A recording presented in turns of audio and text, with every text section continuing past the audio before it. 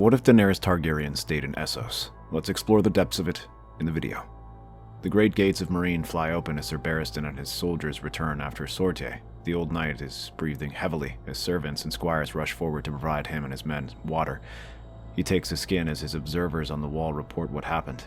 While they managed to do substantial damage to the slaver army, the difference in their numbers is still too great. This was the third attack he'd launched today, and they still haven't managed to crack their defenses, even after scattering several isolated sellsword companies and slave contingents. As he looks up, he still sees the missiles being launched from the Yunkish catapults and curses. So long as those weapons are raining down destruction on his army, the city will always be at risk. When his squires ask what they shall do, he is about to order them and the other advisors back into the Great Pyramid to discuss their strategy, when a shout rings out from the walls. At first, Ser Barristan believes that it is an enemy attack and is about to order his contingent back to the walls and help defend it, but then he sees something flying overhead. It is far larger than any of the boulders the Yunkish have launched and flies too gracefully. His eyes widen as the shadow appears, briefly blotting out the fading light. When he gets a good look at the shape, he immediately recognizes it and bites back a cry. Dragons. He prepares to send men to the pyramids and check if Rhaegar and Viserion are inside, but then he sees the scales. Black. No, that means that Drogon has returned, and a flicker of hope lights in his heart. If he is back, then there's a chance that Daenerys might be with him. The old knight looks at strong Belwas and places him in charge of defending the walls while he rides back to the Great Pyramid with all haste. Orders are sent to the other leaders and commanders of the city to head there at once. He is the first to arrive, and as he enters the throne room, his legs grow weak at the sight of his queen. Daenerys is dirty and travel-worn. Her hair is a mess and her clothes in tatters, but she appears more regal than ever as she sits cross-legged on the throne. The knight drops to one knee. Your Grace, much has happened since you departed. We feared you would not return. I can see that, sir. Please, tell me what I missed and what I can do now. Nodding, the Lord Commander of the Queen's Guard recounts everything after she departed the fighting pits. The slavers of Yunkish used that as an excuse to attack her, and they gathered allies from all across Essos. Meereen now stands outnumbered, while they arrest her husband for conspiring with the Sons of the Harpy. It hasn't done much, as the Harpies now return in force. But the most troubling news is not from the Giscari, but from their Westerosi delegation. Quentyn Martell had attempted to steal a dragon after Daenerys left.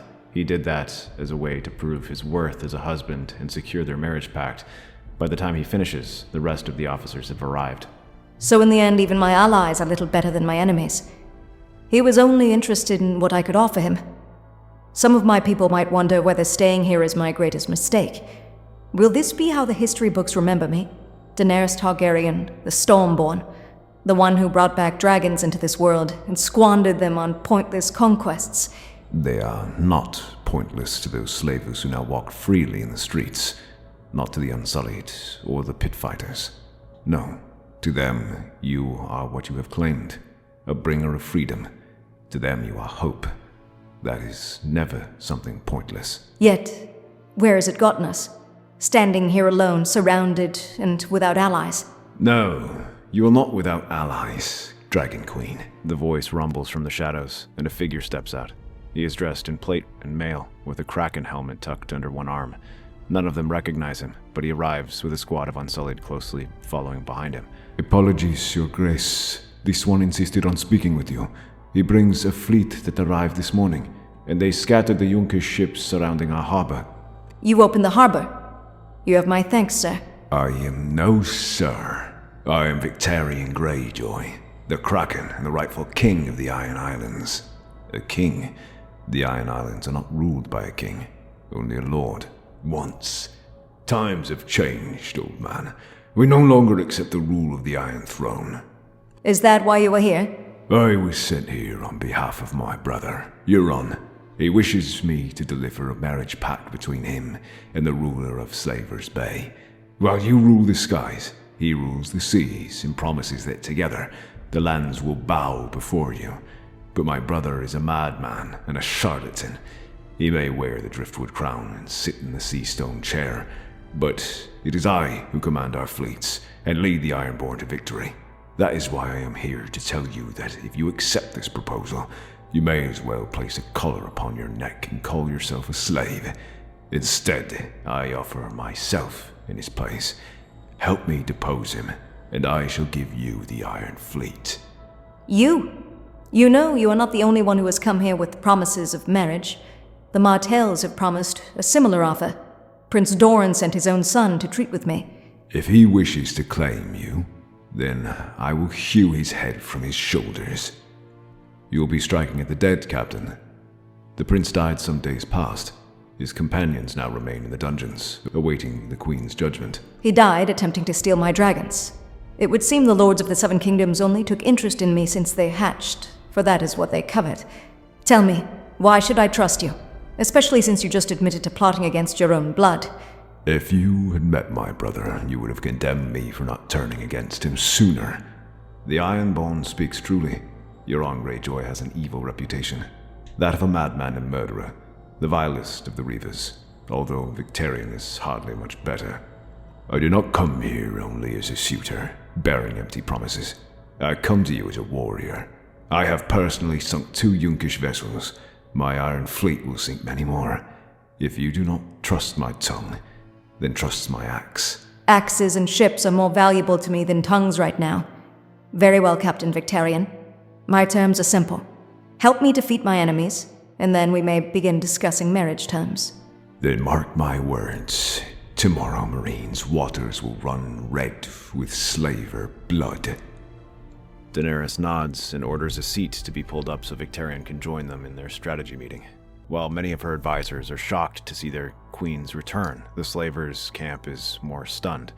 Keeping her arrival a secret is already difficult enough, but they do not even bother. Rather, they allow the story to spread, so they will know only fear in the coming battle. While many slavers and their captains are confident with their recent success and believe that the battle is already decided, others are less certain. Many older sellswords and experienced military men recognize that this can alter the balance of power. Slowly, shifts begin to take place within the Yunkish camps as they consider their options until battle begins yet again. At first, the strategy seems like a repeat of last time, as Ser Barristan, Greyworm, and the other commanders organize sorties to probe the enemy army for weak points. They try to target their camps and siege weapons, but they are met with shield walls of vaunted lockstep legions. In contrast to the weaker slave armies, these are veteran soldiers who halt their advance. As the battle comes into full swing, Daenerys finally takes flight atop Drogon and is followed closely by Rhaegal and Viserion. They soar above the clouds and sow terror into the hearts of the enemy warriors who cry out in shock. They hit the places where Ser Barristan isn't fighting, striking at a muster point for the Jaskari army. Though ballista bolts and arrows soar out in response to Dragonflame, these only slow and divert them instead of actually stopping them. The only weapons that come close are the Six Sisters, massive trebuchets built to destroy walls and pyramids. They are heavily guarded by sellswords who fire smaller ballista bolts each time the dragons get too close. The beast dives out of the war and continues to rain down fire upon the camps. Seeing this, some sellswords begin to consider their position. Ser Barristan already sent the 2 Dornish captives, Garrus Drinkwater and Archibald Yornwood, ahead to offer the tattered prince and his wind-blown terms to defect. Seeing the enemy camp fall into chaos, the captain considers his position and orders his men to form up. Rather than join the battlefield, they rush towards the Six Sisters, which continues to trouble the dragons.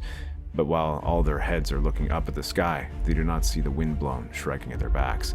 They drive their lances into the backs of the weapons operators, while they use axes and warhammers to destroy the weapons frames. The tattered prince himself rides in a circle with their cavalry, driving back anyone who tries to stop them. The fighting is short but brutal, and in the end, these massive siege weapons go up in flames. Seeing this, the Meereenese fighters rally. Ser Barristan rides at the head of his forces and raises his sword high. The counterattack begins now. The Yunkish will at last learn to fear the dragons.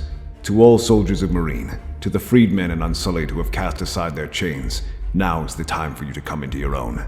Use every last reserve of your strength, and take down 10 foes for every one of you here.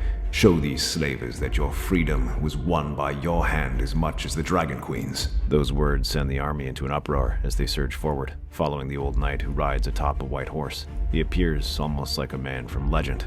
They surge forward against the lockstep legions, hurling javelins before retreating and then plunging in when their formations collapse. Meanwhile, within the Yunkish camp, Tyrion is also working to convince the Second Sons to defect. Their captain, Brown Ben, had once served Daenerys, but now he sees that the battle is turning against the Yunkish and instead declares that they had only served the Yunkish as spies and rush to pillage the camp while the slavers are hurriedly organizing their own contingents of warriors.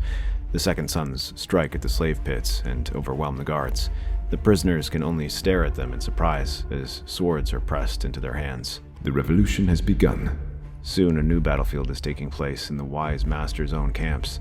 Their own guards are being overwhelmed by the slaves, and some simply decide not to fight. Many of the masters barely escape with their own lives. Seeing their position being threatened, the Jaskari general in command of their legions hurriedly sends his reserves, including his armored elephants and all his crossbowmen and slingers. While some protest the risk of hitting their own soldiers, they are shouted down by their commanders, who orders a full counterattack. In the thickest fighting outside the main gate, Ser Barristan continues to lead from the front, his newly made knights fighting close to him. They batter one of the lockstep legions, whose formation was thrown into disarray by the initial attack from the freedmen. Although they had managed to regain some semblance of order, their momentum was gone, and the Jaskari could do nothing more than mount a defense and try to hold out until the reinforcements arrived. Meanwhile, the knight continues to urge his men forward. He glances back and points them towards the rear of the enemy lines. But as he opens his mouth to shout encouragement yet again, the words die in his throat as he hears the familiar twang of a crossbow being loosed, except this time it is 1,000 times louder.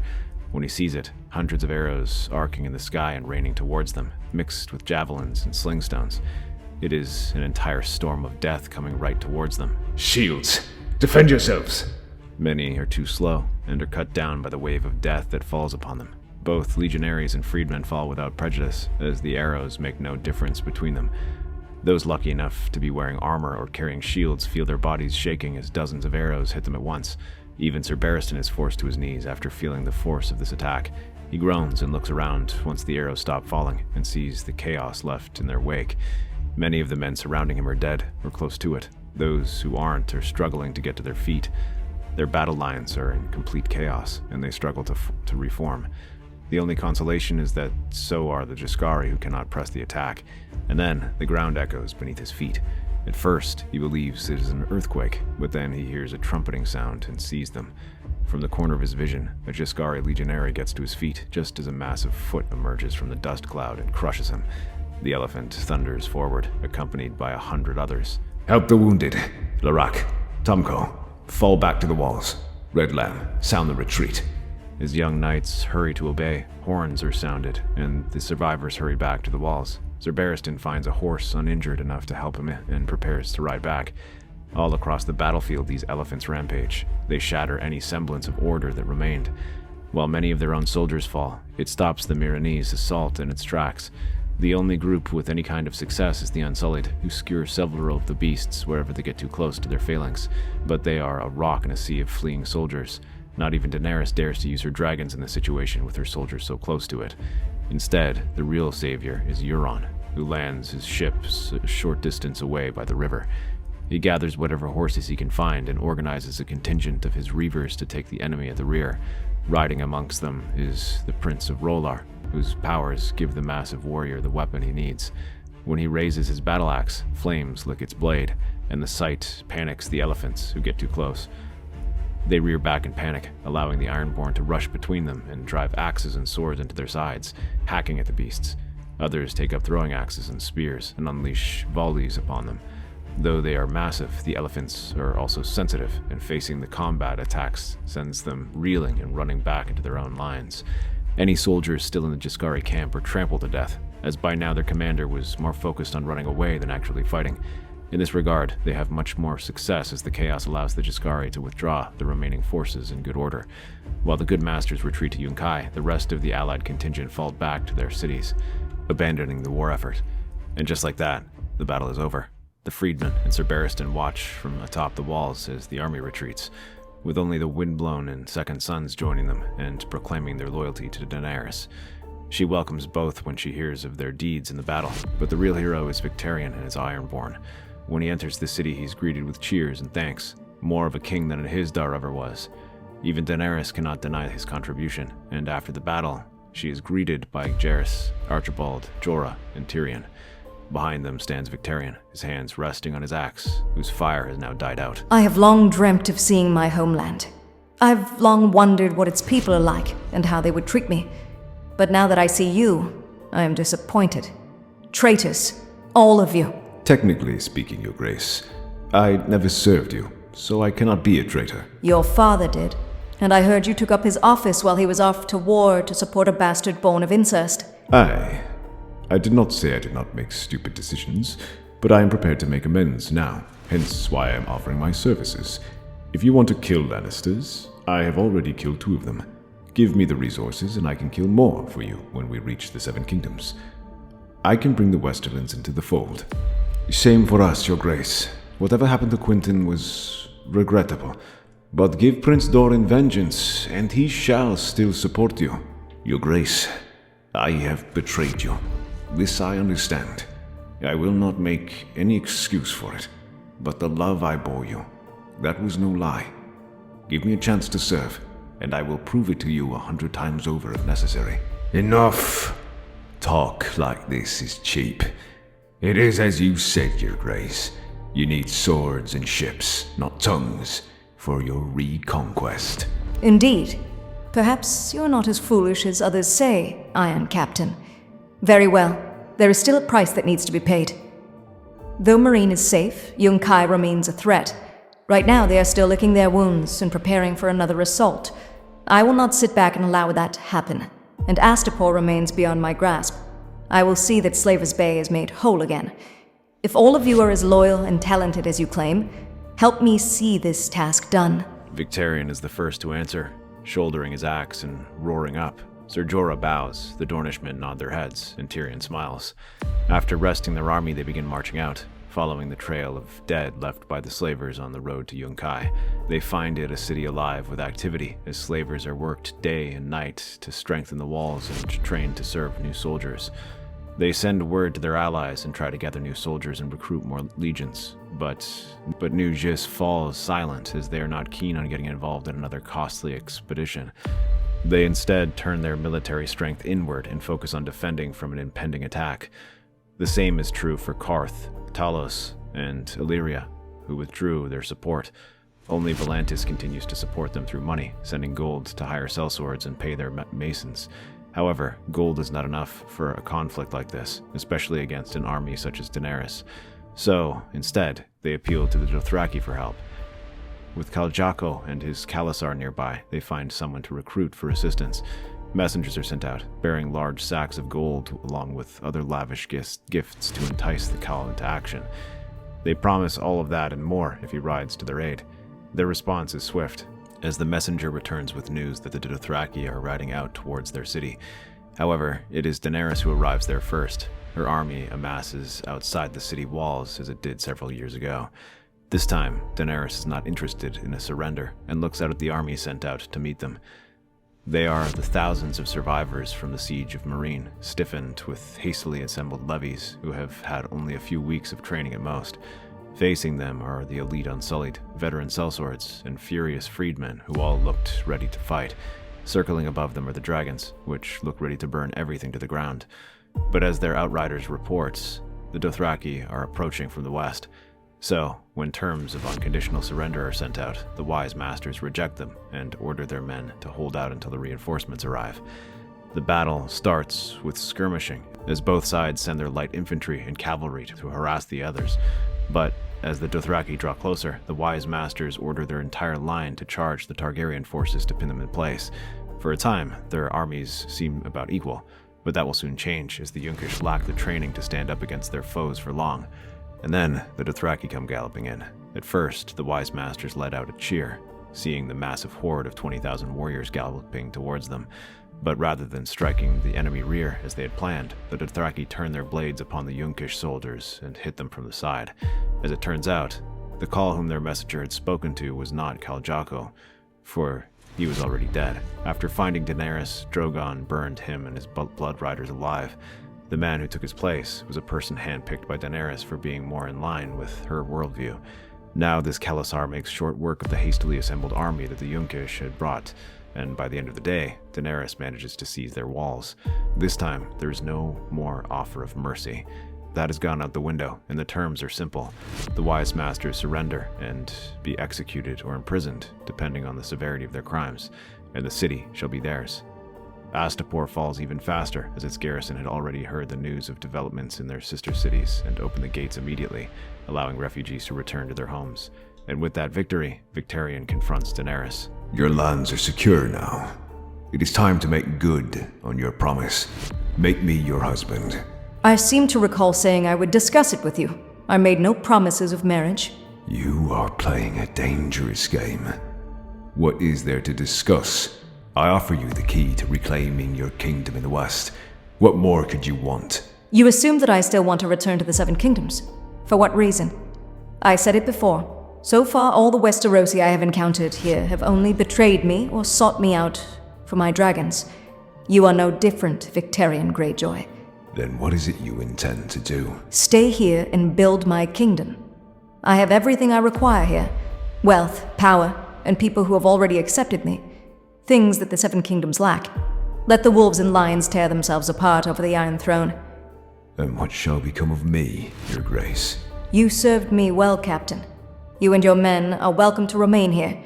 I shall see to it that they be granted lands, wealth, whatever they desire, and you shall serve as my new admiral. Victarion pauses, considering those words. He had hoped to overthrow Euron when he allied with Daenerys, but as he stands here, he begins to consider her offer. The lands of Slavers Bay were wealthy, and many trading ships pass here, allowing him to pillage to his heart's content. Without the Iron Fleet, Euron's hold will crumble. That thought is enough to bring a smile to his lips. At least there will be no need to contend with the Lords of the Seven Kingdoms. Instead, he can forge a kingdom out of the corpse of the Slavers' empire. It is not quite what Balon wished, but it is a promising endeavor. Slowly, the Iron Captain gets to one knee and pledges himself to her cause. The next steps of this plan is to deal with the rest of the coalition. Although Slavers Bay might be pacified, they are not acting alone.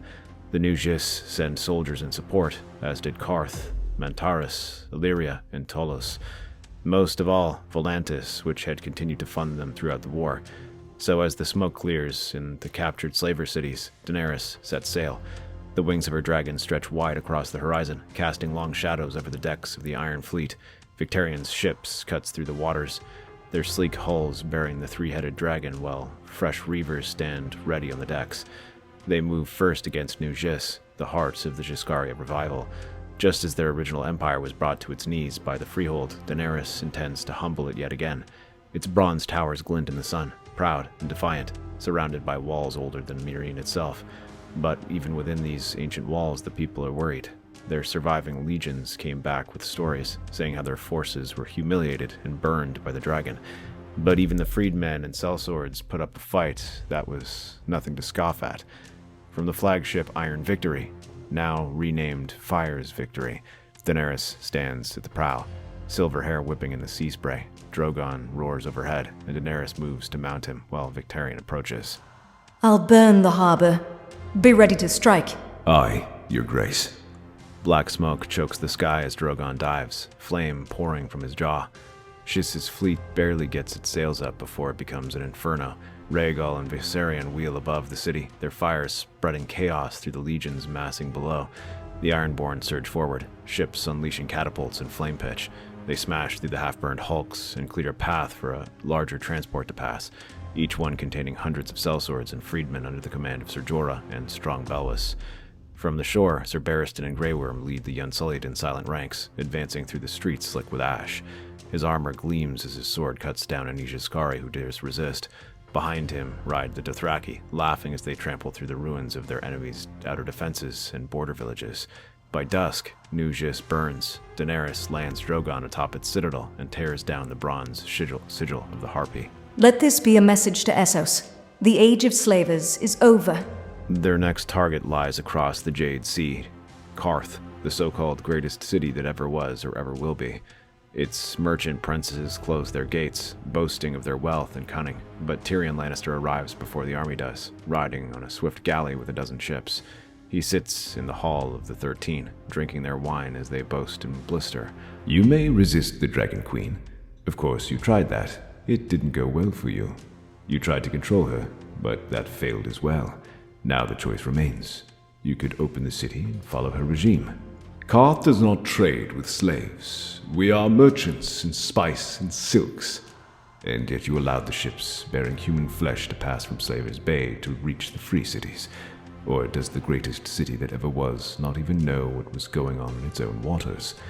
No. From now on, all ships will be checked to ensure they comply with Queen Daenerys' laws. To ensure that that is done, Karth will be graced by a royal ambassador. A spy, you mean? Tell me, does your queen somehow believe that she is recreating the Valyrian freehold? No. She is making something better. The Valyrians had hundreds of dragons. They had an empire. What does she have? The Unsullied, a Khalasar, dragons, the Iron Fleet, and if she truly wishes to back my wealth, the gold of Casterly Rock. Gold that will never reach Karth if I have anything to say about it. Not unless you follow my terms. Gold changes hands. Alliances shift. By the time Daenerys' fleet appears on the horizon, Karth's gates swing open. The warlock and pureborn are exiled. Tyrion kneels before her on the docks, smirking. A victory without a drop of blood, Your Grace. Well, perhaps a few drops of coin. You've done well, Lannister. Let us see if the next city yields so easily. Oh, and there's one more thing. A chest of cedar is brought out, and inside is the pickled heart of Zaryo Zohan Doxus, who had commanded Karth to go to war. Far to the west rises Mantaris, city of disease and shadows. It proves stubborn. Its gates are guarded by monsters bred in twisted experiments of Valyrian blood. The air reeks of sorcery. Even the Dothraki hesitate to ride near it. So instead, they use dragons. Drogon circles above the sickly green haze, while Victarion's men wear wet cloths around their faces, as if afraid of being turned like these same monsters. Jorah leads the attack party, storming the rocky crags, while the dragons keep them distracted. They capture a guardhouse and open it for the Unsullied to rush inside. Unlike the rest of the army, they have no such fear. Instead, they advance in silence, even as monsters swarm them. But there, they face the spears of the eunuchs that cut them down. It was only when they retreat into the citadel that Daenerys unleashes her dragons. Flame cascades through the walls, turning the city's corruption into cinders. When the fires die, Daenerys enters Mantaris beneath a sky black with soot. The people kneel, trembling and coughing, but alive. Illyria and Tolos fall not through fire, but through fear. Word of her dragons reaches them long before her sails do. Ser Barristan takes a small group of followers towards the nearby pools, not far from the city, and there they pour oil until the dragons arrive, igniting the very life-giving waters those pools have. It would be terrifying enough on its own, but to the people, it is as if the whole world is turning to fire. Tyrion rides ahead again, bringing terms, submission, tribute, and the abolition of slavery. Illyria surrenders without a fight. Tolos, proud of its fleets, dares to resist, but Victarion's Ironborn crush their ships in a night raid that leaves their harbor littered with burning hulls. At dawn, Daenerys rides Drogon above the smoke and watches their banners fall. By the time they return to Meereen, they find tribute flowing into the city from the same armies that sought to humble them. Their gold and wealth are being used to restore the city. Volantis stirs, Your Grace. The old blood whispers of vengeance. They mean to raise the tiger banners again. They are also seeking to gain the allegiance of the other free cities. Then so we shall. The sea wind smells of salt and smoke as the four riders crest the hill overlooking Pentos. Tyrion Lannister squints beneath his hood, the gold of his eyes catching the late afternoon sun. To his right side, Ser Jorah Mormont. Beside him, the tattered prince sits straight in his saddle. Brown Van Plum brings up the rear, chewing idly on a strip of dried meat. The tattered prince stares down at the domes, towers, and harbors gleaming red in the sunlight. Pentos, the merchant jewel of Essos. Volantis was creating a coalition, and Lys, Myr, Tyrosh, Kohoro, and Norvos had already joined. Pentos is said to be on the verge of aiding them. The Pentosia are merchants, not warriors. They'll sell their allegiance to the highest bidder. Then let's outbid them. With the gold provided to them, they buy a palanquin and travel in secret until they reach the manse of Magister Illyrio Mapantis. Tyrion feels a pang of old memory as he's led through the scented halls. He remembers the last time he walked here. The tattered prince was even more emotional walking the streets he loved so much.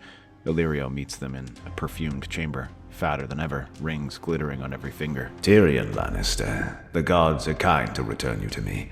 I half expected to find your bones picked clean by crows. Crows have bitter taste. Apologies, I could not aid you in your plots. No worries. My plots have already borne fruit. My protege, Aegon VI, now sits on the Iron Throne. Now, you bring sellswords and traitors into my home. I bring opportunity. Volantis gathers armies. Lys, Myr, Qohor, Norvos, and Tyrosh have bent the knee to their ambitions. You stand on the edge of the same pit, and I'm here to keep you from falling in. And why should Pentos defy Volantis? Their gold flows freely, and their ships promise protection, and to lift sanctions put in place by Bravos. You have one dragon, but I am of the mind that two are better. Aegon is dragon enough. Besides, Daenerys is his aunt and rival. Or an opportunity. Daenerys no longer seeks the Iron Throne and can support him, under two conditions. First, that Aegon recognizes Dany's realm as a sister kingdom, equal and sovereign. Let the world see a united Targaryen front instead of another war. Second, name the good tatted prince as Archon. In exchange, Daenerys will reward the city and its magisters twice what Volantis offers for simply remaining neutral. Double? Double. And more, because Braavos and Lorath now stand with Daenerys. They abhor slavery, and now their embargo already strangles Norvos. Soon the Valentin war chest will bleed dry. You always were dangerous, little lion. Very well. I will inform the ambassador that I've fallen ill and am in no position to give any support. Hundreds of leagues east, Daenerys' vanguard marches through the dark forests of Qohor. The banners of the Unsullied sway between the black trees. Their spears glitter like starlight. At their head rides Grey Worm with Ser Barristan Selmy, beside him, and the Dothraki outriders flanking their column. Ahead, the black walls of Qohor rise from the mist, its bronze gates shut. Upon the ramparts, ranks of Unsullied stand ready, shields polished, spears aligned, eyes blank. The defenders of Qohor. It may be perhaps the first time in history where Unsullied fight against Unsullied. These men, they are like me once. Then speak to them. They may yet remember what it means to choose if you show them. Brothers, you are not slaves. You are Qohor's shield, not its chains. Their magisters and princes might like to believe you belong to them, but you have defended the city, not their interests. The Dragon Queen does not come to destroy you, only to free you from those who profit from your obedience. She wishes to see your city flourish as it should. The 3,000 of Qohor stood against Valyria once. They defended this city while the Dothraki came. They fought when the Golden Company sacked them. They won with honor, in death. Do you mean to lose it in bondage and dragon flame? The Unsullied on the wall do not move. The silence stretches until an old soldier steps forward, his helm under his arm, and drops his spear. One by one, the Unsullied lower their spears. Then they turn, not toward Dany's host, but toward the gates behind them. The great bronze doors open. They understand. The vanguard marches through the city unopposed. Bells ring in surrender. The blacksmiths and priests pour into the streets. Some urge their soldiers to fight, but they are arrested. Daenerys herself rides beneath the gate of the gods as the people kneel before her. Rise. You have chosen freedom, not defeat. From this day, Qohor is part of my realm. Not as a slave city, but as a free one. Freer than it's ever been. From the Roine to the Summer Sea, word spreads. The tiger banners have risen again. But their coalition, once mighty, now fractures. Pentos, Qohor, Lorath, and Braavos are here to join Daenerys. Illyria and Talos kneel before her. Only the proud remnants remain. Volantis, Lys, Myr, Norvos, and a few thousand sellswords. Still, they muster. An army of 50,000 gathers under the Valentin command, bolstered by Lenys galleys and Myrish crossbowmen. They march north through the disputed lands, burning villages that swear to Daenerys, desperate to stop her ascent. Daenerys rides with her generals in the shadow of Drogon's wings. Ser Barristan and Grey Worm stand by her side while the tattered prince studies maps with Ser Jorah, and Victarion's fleet clashes with the Valentina armada against their Bravosi counterparts. The first battle is fought near Norvos, where the enemy legions march through the mountain passes, hoping to catch them by surprise. But the Qorik Unsullied know of this pass and block their path with their shields locked, holding their army back until the sellswords arrive, while the Dothraki ride through the plains and Drogon soars high. Flame devours their front ranks. Dothraki riders sweep the rear, waiting for retreating soldiers and slicing through mercenary companies before they can form ranks. From there, Daenerys drives west. At Myr, the enemy forms a line of crossbowmen behind wooden palisades, bolts thick as rain. This halts the Dothraki charge while heavy siege weapons target dragons. With the Bravosi supporting them, they cut off the city by sea. But Victarion's iron fleet lands behind them, disgorging armored reavers into their camp. The tattered prince rides with them, his wind-blown spears cutting down the Marish captains as the city watch crumbles underneath the combined assault. Lilys falls next, though its fall is slower. The Lyseni open their harbors to Volantis' ships, but find instead the fleet of Aegon VI, led by the Martells who join the war, eager to prove their loyalty. Lord Fowler lands on the Lyseni breaches, and they proclaim their loyalty toward the dragons. Valentin's ships turn to meet them, but the Dornish and Ironborn fleets press in from both sides. By nightfall, Lys surrenders. The Valentin fleet retreats upriver, battered and bleeding. Soon, only Volantis remains. Its black walls stand tall as ever. Its banners flutter from the towers. An army still holds the field before it. Tens of thousands, bolstered by slaves, promised freedom for victory. Tens of thousands, bolstered by slaves, promised freedom for victory. They await Daenerys on the field, the same plains where the Freehold once burned its enemies to ash. Drogon roars above the host, a streak of living shadow against the sun. The ground trembles beneath the advance of Daenerys' army. Unsullied Dothraki, Bravosi spearmen, Pentoshi horses, and Dornish reinforcements. The Valentinese attempt a night attack, rushing towards the Targaryen camp until flames turn day into night, and the Unsullied, fully armored and prepared, rush to meet them. The clash is thunderous. The Valentin Legion fight fiercely, their tigers roaring in defiance and keeping the Unsullied back. For every step Daenerys gains, another wall of pikes rises to meet her. But while the Unsullied make slow progress, it allows others to rout themselves. Sellswords rush out, half-armored and eager. They are followed by freedmen carrying javelins and swords. Then the Dothraki, who thunder through the plains. They rain down arrows in the sides, raining terror upon the opposing army while Daenerys lights up the battlefield. And yet as the battle rages outside, something stirs within Volantis itself. In the streets of the city, smoke curls from hidden temples. A new faction rises, the Dragons. They have watched as the tigers and elephants quarrel, doing nothing and leaving Volantis stagnant. Dragons, lesser nobles, and freedmen. They dream not of conquest, but of rebirth. A Volantis cleansed of slavery and corruption, one that remembers the glory of Valyria without its cruelty, and who wish to create something better. As the legions fight and die beyond the walls, the dragons strike from within. They storm the slave market, free the chains of the pens, raise their banners above the docks. When the Triarchs call for reinforcements, no one comes. Their soldiers have joined the rebellion. By the time the Valentin commanders realize what's happening, the dragons open the eastern gate and send a single rider galloping across the fields beneath a white banner. And there, they offer their terms, to join her as allies if they recognize their rule. But now, the rest of the Valentin army is scattered into the four winds, leaving them depending only on her trust. She raises her hand, and Drogon's roar echoes through the battlefield, a command to cease. 3 days later, Daenerys walks the streets of Volantis, having not captured it, but arrived by invitation. Chains hang broken from the slave markets, the red priests sing in the plazas, and the Triarchs lie dead or fled. The dragon faction kneels before her in the Temple of R'hllor, their leader, a silver-haired noblewoman named Melara of the Old Blood, bowing deeply. In exchange for our aid, we ask only for independence. Volantis shall govern itself.